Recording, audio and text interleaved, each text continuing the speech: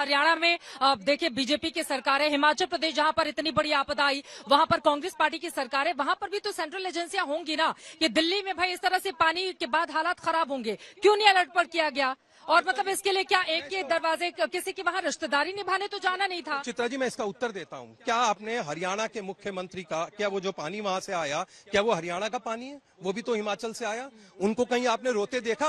वो वहां हवाई सर्वेक्षण करते दिखे और डिप्टी जो सीएम है वो ट्रैक्टर पे घूमते दिखते। और पानी जो है भाई साहब 3 जगह छोड़ा, आप मिसगाइड मत कीजिए। पानी उसकी कैपेसिटी 10 लाख क्यूसिक लीटर की है, उसके बाद पानी बाहर आएगा ही, वो बांध नहीं है। और वो तीनों जगह गया है पानी। मतलब इन्हीं की जिम्मेदारी थी, आपकी जिम्मेदारी थी। आप देखिए, सेंट्रल वाटर कमीशन है, उससे लगातार बातचीत जारी थी। इन्होंने कहा, अमित शाह जी चिट्ठी क्यों लिखी, अगर हरियाणा लगातार पानी छोड़ेगा, अगर आपको पानी छोड़ना भी है तो आप टाइम हरियाणा का पानी है, आप कुछ घंटों वो हरियाणा ने पैदा किया है पानी, छोड़ सकते हैं। लेकिन अगर पानी कहां से आ रहा है? एक साथ पानी को छोड़ना और उसके बाद बीजेपी गंदी राजनीति करना, आप गंदी राजनीति आप कर रहे हैं। इर्रिस्पॉन्सिबल गवर्नमेंट है, ट्विटर का मुख्यमंत्री है, सिर्फ ट्वीट करता है, काम नहीं करता है, ग्राउंड पे जाता नहीं। मैंने जब आप ऐसे बोलेंगे तो मुझे बीच में बोलना पड़ेगा कि अगर कोई आप ऐसे नहीं बोल सकते। अगर कोई राज्य सारे नियम कानून को फॉलो नहीं करता है, उससे बाहर जाके, संधि से बाहर जाके पानी छोड़ता है, तो अमित शाह जी को नहीं बोला जाएगा? क्या बीच में आके बातचीत करिए, दूसरा राज्य से बात करिए। पहली बात ये मिसगाइड मत कीजिए। अगर आज आपकी मिसमैनेजमेंट दिख रही है आज दिल्ली के अंदर। व्यवस्थाएं की,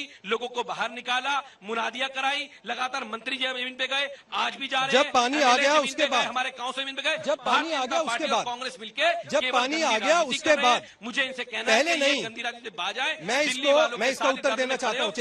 चित्रा जी, मैं इसका उत्तर वो दावा कर रहे हैं कि सबको निचले इलाकों से निकाल लिया गया, टेंट लगा दिए गए हैं, अच्छी व्यवस्था।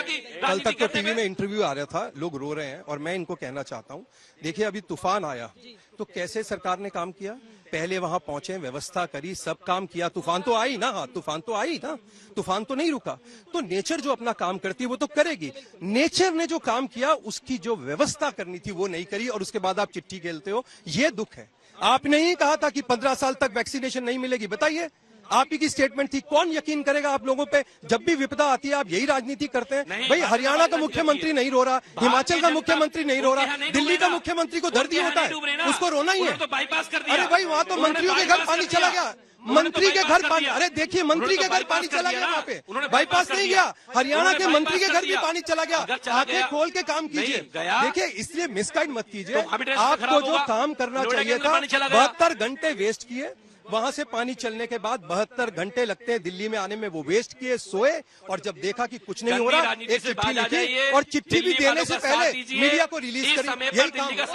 एक तो चिट्ठी लिखते हैं, ऊपर से मीडिया को रिलीज करते हैं, फिर सरकार तक पहुंचती है, और उसके बाद राजनीति करना ही एकमात्र मकसद है, लोगों को राहत पहुंचाना। और उन्होंने गुजरात का एक अच्छा उदाहरण दिया है। इतनी बड़ी वहां पर भी आपदा हुई थी, इतना तूफान आया, लेकिन वहां पर जो सरकार की ओर से कामकाज किए गए, क्या वैसा एहतियाती कदम हम राजधानी दिल्ली में इस पानी के हालात में नहीं उठा सकते थे?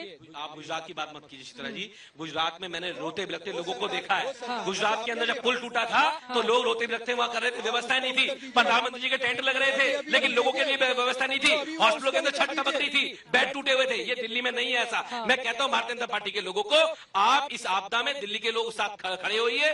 आम आदमी पार्टी की सरकार, दिल्ली की सरकार लोगों के लिए सारी व्यवस्थाएं कर रही है, लेकिन ये आपदा का समय, राजनीति करने समय नहीं है। और दिल्ली वाले आपका चेहरा देख रहे हैं। तो गिना दीजिए ना, गिना दीजिए कितने लोगों को निकाल लिया, आप गिना दीजिए ना कितने लोगों को निकाला, कितने टेंट आपकी ओर से लगाए गए हैं क्या? और ये बताइए, इस पानी को लेकर किस तरह की व्यवस्था की गई है, बताइए। वो कह रहे हैं, आप विधायक हैं, आपके पास डेटा है, दिखाइए आप। अभी इस वक्त कहीं भी लोग फंसे हुए नहीं है, उनको निकाल लिया गया है। सुबह में गया था मदनपुर खादर के अंदर, वहां पर कुछ लोग फंसे हुए थे, एसडीएम की रेस्क्यू टीम लगी हुई थी, उन्होंने उनको निकाल लिया। कुछ जानवर फंसे हुए थे, उनको निकाल लिया। और लगातार जितनी हर जगह पर नहीं, जितने जगह पे वहां चलते होते हैं, डेटा रिलीज कर देंगे, डेटा रिलीज कर देंगे। आपको अगर डेटा चाहिए राजनीति तो डेटा रिलीज कर देंगे। हम डेटा नहीं खेलते हैं, हम लोगों की मदद करते हैं। डेटा खेलना हमें नहीं आता है, हमें फर्जी डेटा बनाना नहीं आता। आपने काम नहीं किया होता तो बताते। ये नहीं बता पा रहे नाव कितनी, ये नहीं बता पा रहे टेंट कितनी, हमने ये किया, हमने ये किया। अरे 14 कैंप आज आपदा का समय बीजेपी के भोजन बांट रहे हैं, हम अपनी सेवा का काम कर रहे हैं, सेवा ही संगठन का काम हम कर रहे हैं, वो हमारी ड्यूटी है।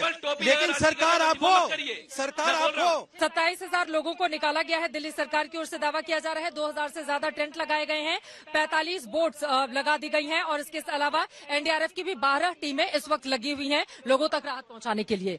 तो कामकाज तो इनकी ओर से भी किया जा रहा है। अगर लोगों को, बड़ी तादाद में लोगों को निचले इलाकों से निकाला गया है तो। चित्रा जी, आप एक चीज बताइए, जो चीज होने से पहले हो सकती थी वो क्यों नहीं करी आपने? आपके पास इंफॉर्मेशन थी, आज टेक्नोलॉजी का युग है।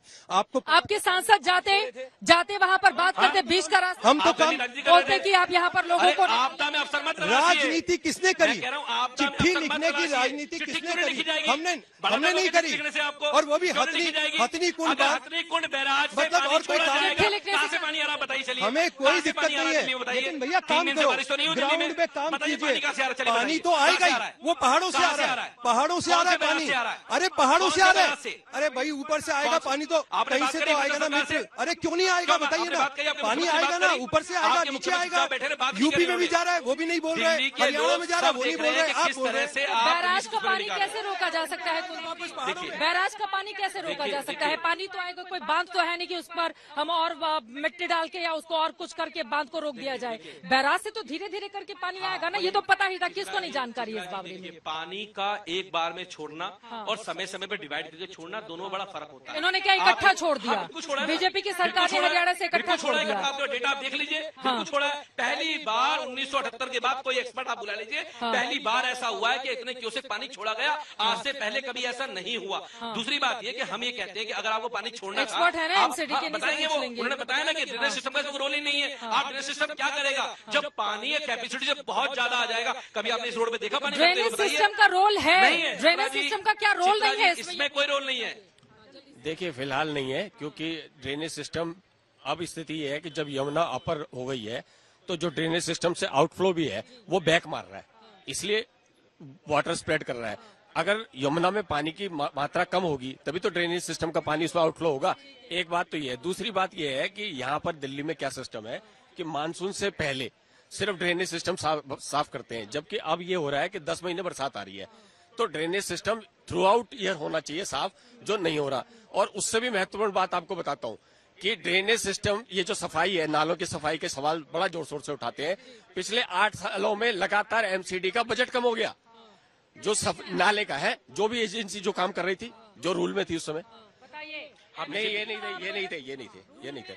ये बजट भी अभी बीजेपी का ही चल रहा है। बताइए भाई, अब तो आप फंस गए ना राजीव बब्बर जी। एमसीडी का बजट कम करेंगे और फिर ठीकरा फोड़ेंगे आम आदमी पार्टी। देखिए, ऐसा है, ये सबको पता है और हमने इतना आंदोलन किया। एमसीडी का पैसा केजरीवाल ने रोका, 13,000 करोड़ रोका, उसके तथ्य दिए, जानबूझ के एमसीडी को मारने की कोशिश करी। उसका आंदोलन हम लगातार करते रहे या भागते रहे। और अब तो एक मिनट रुकिए ना, सुनिए। अरे भाई, अब तो आपके पास है, अब तो मालिक आप हैं। नहीं, आप एक्सपर्ट हैं, आप एक्सपर्ट हैं आम आदमी पार्टी के प्रवक्ता? इसीलिए बोल रहा हूँ, सेंटर के अंदर। अच्छा, ठीक है। और अब इस समय पिछले 6 महीने से, 1 साल से एमसीडी सेंटर के अंदर ये बजट जो हुआ, ये भी सेंटर ने पास किया, क्योंकि एमसीडी को पैसा दिल्ली सरकार ने देना, जो दिल्ली सरकार ने पिछले कई सालों से नहीं दिया, जिसके कारण से ये हुआ। और नहीं, देखिए, हम ये नहीं कह रहे। देखिए, मैं फिर आपसे कह रहा हूँ, आप अपना काम करिए, आपको कोई नहीं रोकेगा, सब आपके साथ होंगे। लेकिन जब आप राजनीति करते हैं तो फिर राजनीति होती है। एमसीडी के पास फाइनेंशियल क्राइसिस है। एमसीडी के अपने फाइनेंशियल क्राइसिस, सैलरी का जो है बढ़ गया। सैलरी आज जो है नॉन प्लान का 75% हो गया, यानी कि सैलरी लगातार बढ़ती जा रही है। 7th पे कमीशन भी एमसीडी ने दे दिया, जब तक एनडीएमसी ने भी नहीं दिया।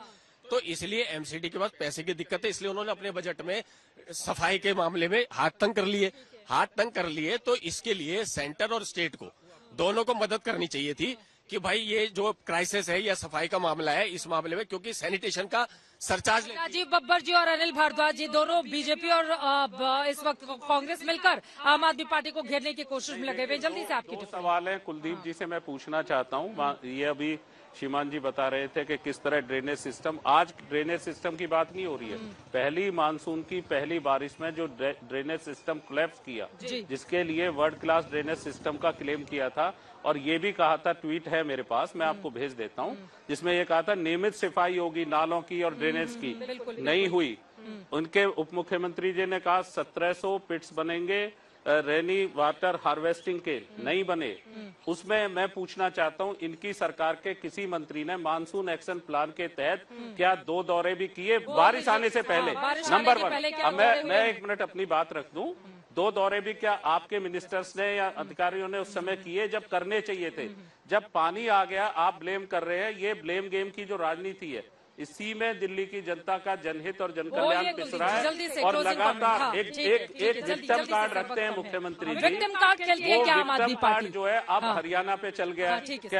अरे इतना टाइम था, आपने क्या किया? सुन लेते हैं। बोले कुलदीप जी, इतना टाइम था, उस समय इंतजार किया जा रहा था पानी दिल्ली में आ जाए, उसके बाद दरवाजे तक पानी आ जाएगा, फिर हम दौरा करना शुरू करेंगे। एक बात बार-बार मैं कह रहा हूं कि दिल्ली में कभी भी इतनी बारिश नहीं हुई जितनी मिलीमीटर बारिश अभी हुई है। उन्होंने बताया, एक्सपर्ट खड़े हुए हैं कि दिल्ली में कभी इतनी बारिश नहीं हुई है। दिल्ली का ड्रेनेज सिस्टम जितनी बारिश हुई है इतने लगातार साल में कभी बारिश नहीं हुई। दूसरी बात ये, लगातार दिल्ली के जितने हमारे मिनिस्टर्स हैं जिनके पास पीडब्ल्यूडी आता है, फ्लड आता है, वो लगातार हमारी मेयर जो बनी है वो लगातार दौरे कर रहे थे नालों के। पहली बात इन्होंने कहा कि जो ड्रेनेज सिस्टम है दिल्ली का, यहाँ पे जो डिसल्टिंग होती है वो मानसून में होती है। क्या होना चाहिए था? ठीक है, जल्दी से क्या होना चाहिए था? कहाँ पर कमी कब पड़ गई? कहाँ कमी पड़ गई? देखिए, 9 साल से सीवरेज का मास्टर प्लान पेंडिंग पड़ा है केजरीवाल जी के पास, काम ही नहीं किया है। अब जब आपने अरे अब देखिए, आप उसका उत्तर दीजिए ना। मुख्यमंत्री आप है ना, वो कह रहे थे, खड़े होकर विधानसभा में कह रहे थे मैं हूँ राजा, चिल्ला रहे थे ना, मैं हूँ मालिक। आपके केजरीवाल साहब कह रहे थे ना मैं हूँ मालिक। तो वो मालिक ने